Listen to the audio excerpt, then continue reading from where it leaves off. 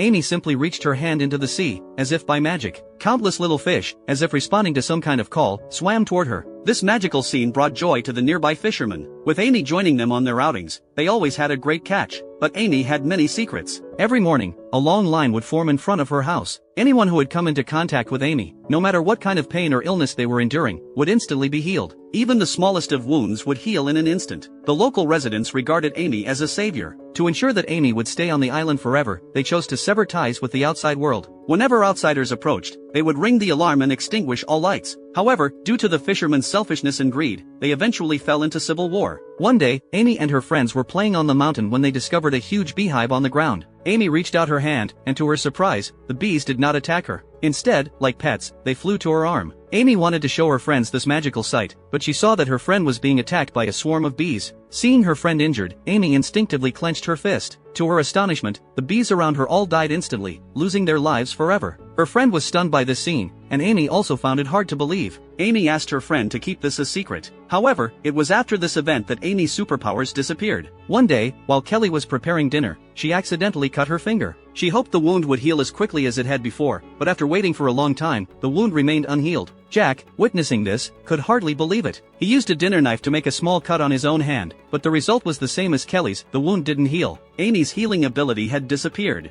Jack then gathered all the residents of the island to explain what had happened. To allow Amy to rest, Jack decided to stop the daily visits from the island's residents. However, this decision was strongly opposed by the residents, who insisted that even if the girl had lost her special abilities, they should still continue their visits. Although Jack explained that she was his daughter, what he didn't know was that the residents of the island had become accustomed to living without illness or misfortune. Their greed and desire had turned Amy into a tool for longevity in their eyes. At this point, Amy's grandmother, Elsa, stepped forward. But instead of supporting Amy, she proposed voting on the matter. After witnessing everything, Jack secretly made up his mind to leave the island with his daughter. The doctor, standing nearby, also realized Jack's intentions. He too did not want Amy to be controlled by these greedy people. However, Elsa had seen everything from nearby. That evening, when the doctor returned home, he found Elsa waiting for him. Elsa kindly explained that everything she had done was for the good of the island. After Elsa left, the doctor suddenly felt an intense pain. His body uncontrollably twisted, and he collapsed in agony. Eventually, he died from poisoning, foaming at the mouth and suffocating.